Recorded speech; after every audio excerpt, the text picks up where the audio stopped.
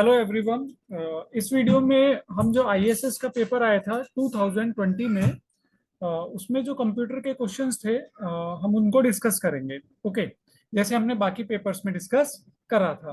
तो इसमें जो कंप्यूटर के क्वेश्चंस स्टार्ट हो रहे हैं वो क्वेश्चन नंबर 41 से हो रहे हैं। और इसमें हमारा सबसे पहला क्वेश्चन है, which of the following devices are paired together to form a terminal.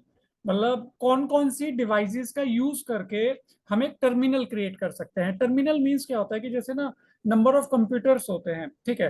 तो अगर हम मल्टीपल नंबर ऑफ यूजर्स को एक एक सेक्शन प्रोवाइड करना चाहें तो हमें उसके लिए टर्मिनल क्रिएट करना पड़ेगा। तो टर्मिनल के लिए कौन सी दो मच नीडेड डिवाइसेस हैं, उसमें ऑप्शन हमारे दे रखे हैं। फर्स्ट दे रखा है keyboard and display monitor. Second option दे रखा है कीबोर्ड एंड प्रिंटर। थर्ड दे रखा है प्रिंटर एंड डिस्प्ले मॉनिटर। और फोर्थ ऑप्शन दे रखा है प्रोजेक्टर एंड प्रिंटर।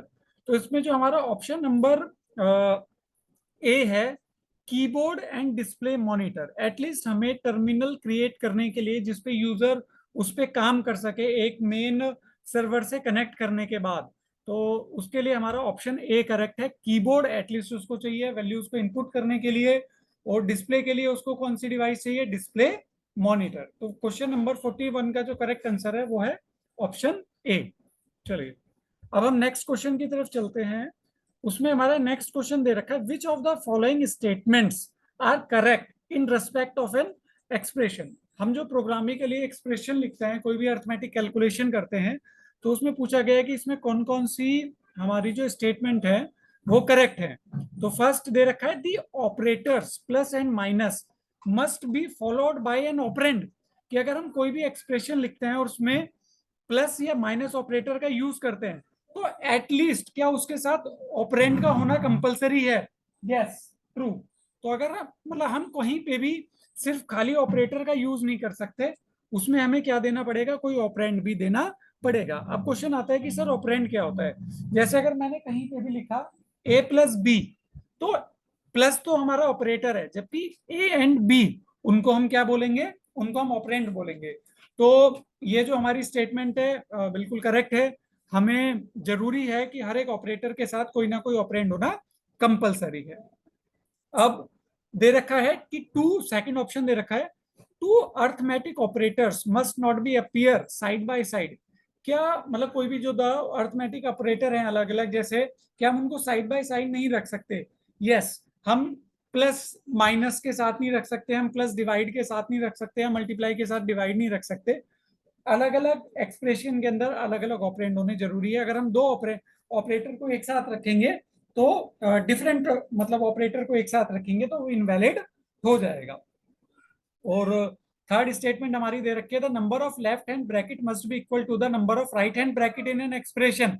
यस, जब भी हम कोई भी मैथमेटिकली एक्सप्रेशन लिखते हैं तो जितने हमारे number of left hand side पे हमारे ब्रैकेट होते हैं तो दैट इज कंपलसरी कि उनको क्लोज करने के लिए उतने number of right hand brackets हमें एक्सप्रेशन के अंदर रखने पड़ते हैं। तो ये सारी स्टेटमेंट जो दे रखी है क्वेश्चन नंबर 42 में, option one, option two, statement one, statement two, statement three, ये तीनों ही करेक्ट है। तो यहाँ पे हमारा क्वेश्चन जो नंबर 42 है उसका करेक्ट आंसर है हमारा डी। अब हम इसको आगे बढ़ते हैं, which of the following are weighted code. तो जब हमने अलग अलग कोड्स के बारे में पढ़ा था तो उसमें हमारे दो तरीके के कोड थे, एक हमारे वेटेड कोड थे और एक हमारे नॉन वेटेड कोड थे, ठीक है। तो इसमें मैंने जब हमने वहां पे नंबर सिस्टम के अंदर इस टॉपिक को पढ़ते हैं तो हम स्टार्टिंग में क्लियर करके चलते हैं, only BCD binary coded decimal, जिसको हम 8421 कोड से भी डिनोट करते हैं। ओनली जो हमारा बीसीडी कोड होता है उसको हम कई बार 8421 कोड से भी डिनोट करते हैं, जिसमें हर एक डिजिट का हमारा एक इंडिविजुअल वेट होता है, तो उसको हम क्या बोलते हैं, वेटेड कोड बोलते हैं। तो क्वेश्चन नंबर 43 में जो ऑप्शन दे रखा है हमारे 1 एंड 4, इन्हीं दोनों कोड को हम वेटेड कोड बोलते हैं। तो इसमें हमारा जो करेक्ट ऑप्शन है क्वेश्चन नंबर 43 का, वो है ऑप्शन बी। चलिए, अब हम नेक्स्ट क्वेश्चन की तरफ चलते हैं। Question number 54, which of the following is not an application layer protocol. तो जब हमने प्रोटोकॉल क्या होता है, सेट ऑफ रूल्स होता है, और वहां पे हमने पढ़ाया था कि जितने भी हमारे प्रोटोकॉल्स होते हैं वो अलग अलग लेयर्स में डिवाइडेड होते हैं। कुछ नेटवर्क लेयर में डिवाइड होते हैं, कुछ एप्लीकेशन लेयर में डिवाइड होते हैं। तो मल्टीपल टोटल कितनी लेयर्स होती है हमारी? 7 लेयर्स होती हैं। तो वहां पे जब हम प्रोटोकॉल्स को पढ़ते हैं, तो प्रोटोकॉल्स में जब हम उसको पढ़ाते हैं तो कौन सी लेयर में कौन कौन सा प्रोटोकॉल होता है, इस अकॉर्डिंगली हम उसको एलेबरेट या उसको डिफाइन करते हैं। तो यहाँ पे अगर हम बात करते हैं किसकी, एप्लीकेशन लेयर प्रोटोकॉल की, तो जो हमारा फर्स्ट प्रोटोकॉल है ARP, एड्रेस रेजोल्यूशन प्रोटोकॉल, ये हमारा एप्लीकेशन लेयर प्रोटोकॉल का पार्ट नहीं होता। जबकि अगर हम बात करें FTP की, फाइल ट्रांसफर प्रोटोकॉल, DNS की, डोमेन नेम सिस्टम की, SNMP की, ये हमारे किसके, कौन सी लेयर में आते हैं सारे प्रोटोकॉल? एप्लीकेशन लेयर प्रोटोकॉल में आते हैं। तो जो क्वेश्चन नंबर 44 है उसका जो करेक्ट आंसर है वो है ऑप्शन ए। चलिए अब हम आते हैं नेक्स्ट क्वेश्चन पे। But which is the most popular method use to represent negative numbers in the computer system? तो कंप्यूटर सिस्टम के अंदर हम नंबर्स को रिप्रेजेंट करने के लिए, साइन नंबर को रिप्रेजेंट करने के लिए हम वंस कॉम्प्लीमेंट का यूज करते हैं, हम साइन मैग्नीट्यूड SM फॉर्म का यूज करते हैं, हम टूस कॉम्प्लीमेंट का यूज करते हैं। तो अगर हम बात करें कि सबसे ज्यादातर जो पॉपुलर मेथड है जिसका हम यूज करते हैं, उसमें हम यूज करते हैं टूस कॉम्प्लीमेंट का।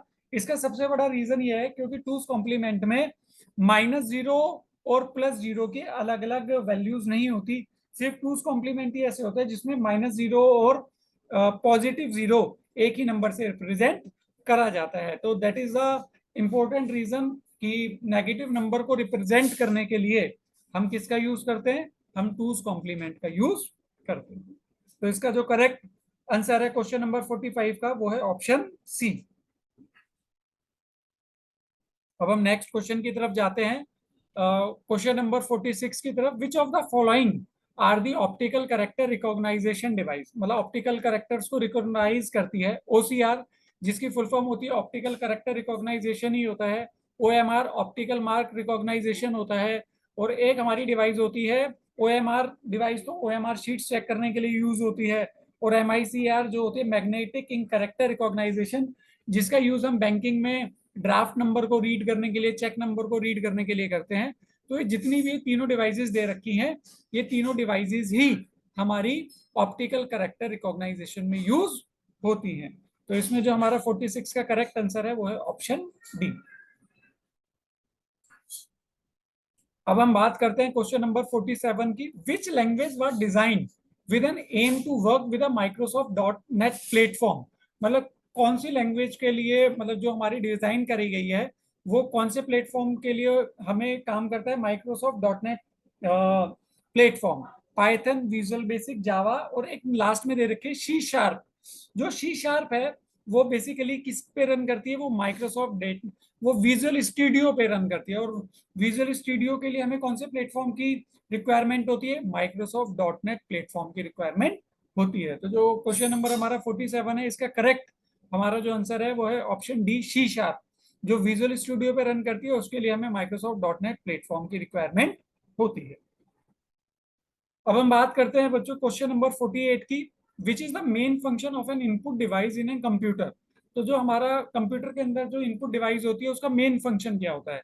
कि receiving data from a computer, या सेकंड ऑप्शन दे रखा है providing data to a computer, या स्टोरिंग डाटा फॉर प्रोसेसिंग, या प्रोसेसिंग द डाटा।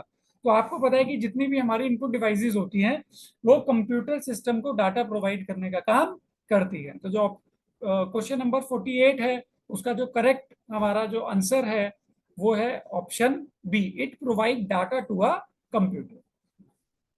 अब हम बात करते हैं क्वेश्चन नंबर 49 की। Consider the following component, electron gun, electron gun, electromagnetic coils, third दे रखा है स्क्रीन।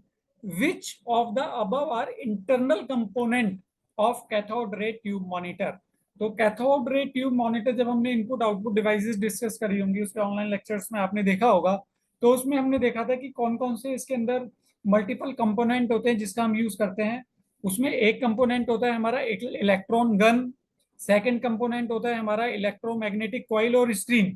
तो ये तीनों ही कंपोनेंट जो होते हैं ये हमारे इंटरनल कंपोनेंट होते हैं कैथोड रे ट्यूब मॉनिटर के। तो यहाँ पे जो हमारा करेक्ट आंसर है वो है ऑप्शन डी।